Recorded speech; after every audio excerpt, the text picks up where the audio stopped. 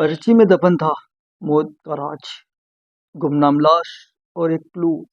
कातिल की पुलिस को चुनौती, पकड़ के दिखाओ। साल था 2013, तारीख थी 20 मई। दिल्ली पुलिस को फुटपाथ पर एक अज्ञात व्यक्ति का शव मिलता है। शव पर चाकू के निशान है,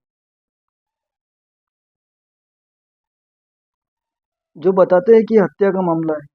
लेकिन मृतक की पहचान हुए बिना पुलिस के लिए हत्यारे तक पहुंचना नामुमकिन है। और सबसे बड़ी समस्या यह है कि मृतक के पास ना तो पर्स है, ना मोबाइल फोन और ना ही जेब में कोई आई कार्ड। यानी पुलिस को एक ऐसी हत्या की जांच करनी है जिसमें शव का चेहरा नहीं है।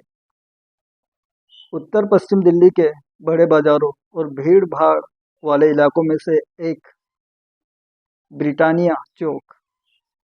लोगों की इस भीड़ और ट्रैफिक से थोड़ी दूरी स्थित इस वक्त फुटपाथ पर एक शख्स बेहोश पड़ा था। और फिर वहां से गुजर रहे लोगों ने नोटिस किया कि किसी का शव है। और इसी बीच पुलिस को फोन पर सूचना दी जाती है। अब सुभाष प्लेस थाने की पुलिस मौके पर पहुंची थी। बेहोश व्यक्ति का मुआयना करती है। लेकिन ये क्या, इस शख्स के शरीर पर चाकू के निशान है। शरीर के बाईं तरफ और सीने पर लगे चाकू के घावों से काफी खून बह चुका था। पुलिस ये पता लगाने में कोशिश कर रही थी कि क्या यह शख्स अभी भी जीवित है या नहीं। लेकिन फिर भी पुलिस ने ज्यादा समय बर्बाद न करते हुए उसे अस्पताल ले जाना उचित समझा। अस्पताल में डॉक्टर शख्स को मृत घोषित कर देते हैं। पुलिस शव को पोस्टमार्टम के लिए भेजती है और साथ ही हत्या का मामला दर्ज कर मामले की जांच शुरू कर देती है। शुरुआती जांच में यह साफ हो गया कि मृतक की जेब में उसका पर्स, मोबाइल गायब है। तो क्या यह किसी लूट के इरादे से इस शख्स की हत्या कर दी गई, या फिर मृतक की हत्या कर घटना को लूट का रूप देने के इरादे से इसे ऐसी साजिश रची गई है।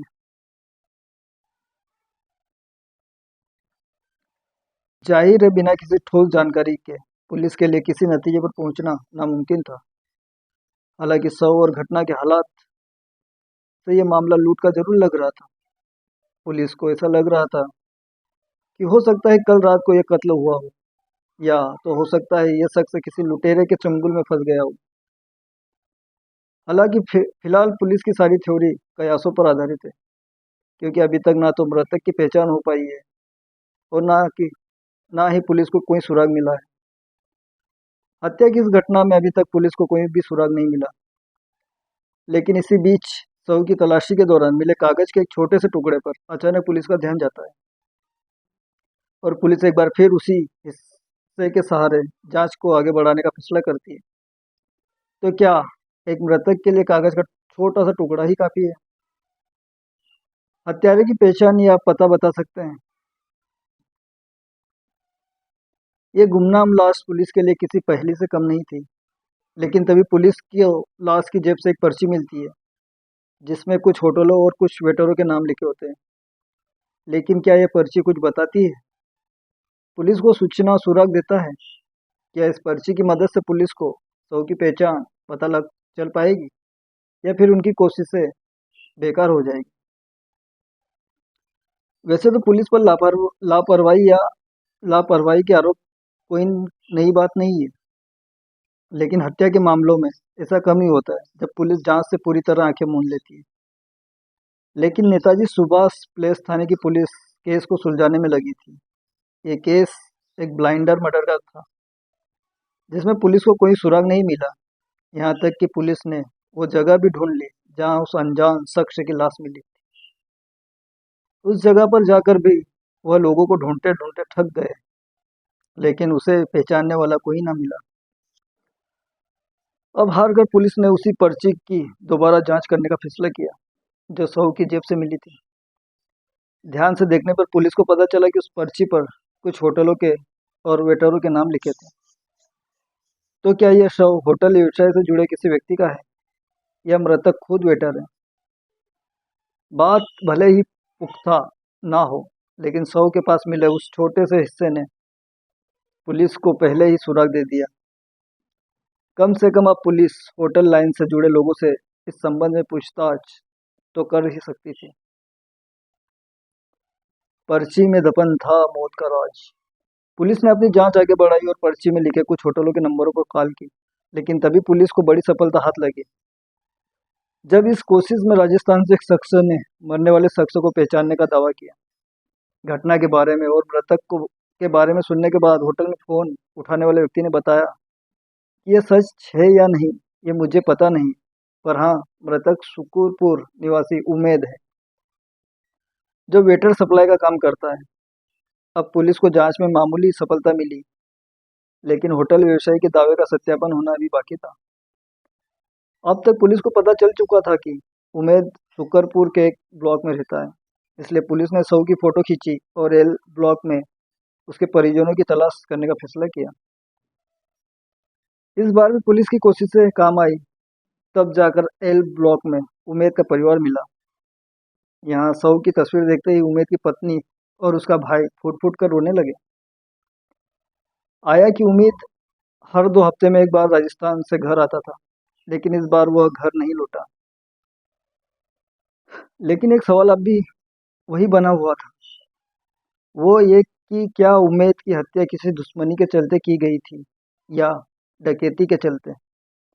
इस सवाल का जवाब जानने के इरादे से पुलिस ने उनके परिवार से उन चीज़ों के बारे में जानने की कोशिश की जो आमतौर पर उनकी जेब में नहीं होती। लेकिन इससे लेकिन इसमें उन्हें ज़्यादा सफलता नहीं मिली। हाँ, ये ज़रूर मिल पाता कि उम्मेद के पास एक मोबाइल फ़ोन भी था, जो घटना के बाद से लगातार बंद था। पुलिस ने उम्मेद के मोबाइल फ़ोन को सर्विलांस पर डाल दिया, लेकिन इसी बीच उम्मेद के कातिलों ने एक ऐसी गलती कर दी जिससे बड़ा सुराग मिल गया। अब पुलिस को मरने वाले के बारे में पता चल गया था, लेकिन ना तो हत्या का मकसद पता था और ना ही हत्यारों के बारे में। लेकिन फिर कातिल ने खुद ही ऐसी हरकत कर दी जिससे पुलिस को पता चल गया उनके विषय में वास्तव में वह कार्रवाई क्या थी और उमेद की हत्या की वजह क्या थी। उमेद के हत्यारों की तलाश में जुटी पुलिस को अब उम्मीद नजर आने लगी। दरअसल हत्या के बाद से गायब उमेद की जिस मोबाइल फोन को पुलिस ने सर्विलांस पर लगाया था, वह एक दिन अचानक स्विच ऑन हो गया। फिर कुछ देर बाद वो भी बंद हो गया, लेकिन मोबाइल पर नजर रख रही पुलिस को पता चला कि फोन सुकुरपुर इलाके में ही चालू हुआ था। अब एक बात और साफ हो गई थी कि जिसने उमेद की जान ली है, यानी उसका कातिल अभी भी सुकुरपुर इलाके में ही मौजूद था, जहां मोबाइल फोन ऑन हुआ था। और पुलिस सुकुरपुर इलाके में ही थी, एक झोपड़ी नुमा छोटी सी दुकान पर पहुंचा। इस दुकान में उमेद का कातिल तो नहीं था, लेकिन दुकान पर मौजूद शख्स ने उमेद के मोबाइल के बारे में पूछताछ की तो उसे नई बात पता चली। दुकानदार ने पुलिस को बताया कि उसी दिन सुबह 2 युवक उमेद का मोबाइल फोन बेचने आए थे। दोनों सस्ते दामों पर मोबाइल देने को तैयार थे, लेकिन उमेद का मोबाइल लॉक था और कीपैड नहीं खुल रहा था। मोबाइल खरीदने से इनकार कर दिया। हालांकि दुकानदार मोबाइल बेचने आए दोनों लड़कों को जानता था और अब इन दोनों की पहचान से पुलिस को हत्यारों का पता मिल गया था। अब पुलिस तुरंत सुकुरपुर जे कॉलोनी में रहने वाले उन लड़कों के घर पहुंच गई। सहयोग से दोनों की मुलाकात घर में ही हो गई। उनमें से एक नाबालिग था, जबकि दूसरे की पहचान सजायाफ्ता स्नेचर साजिद के रूप में हुई। पुलिस ने जब दोनों से उमेद के बारे में पूछताछ की तो पहले तो उन्होंने पुलिस को चकमा देने की कोशिश की, लेकिन फिर जल्द ही टूट गए। अब उनकी निशानदेही पर पुलिस ने साजिद से उमेद की लूटा हुआ पर्स बरामद कर लिया, एक चाकू भी बरामद किया। अब पूछताछ में दोनों ने जो कहानी बताई वो रोंगटे खड़े कर देने वाली थी। दोनों ने बताया कि घटना वाली रात में पैसों की तलाश में इधर उधर भटक रहे थे।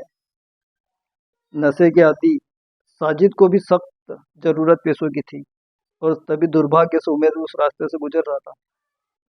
उमेद को आजादपुर की तरफ से आता देख दोनों बटनदार चाकू लेकर एक ओबी के पास चुपचाप खड़े हो गए और जैसे ही उमेद उनके पास पहुंचा, दोनों ने उस पर हमला करना शुरू कर दिया।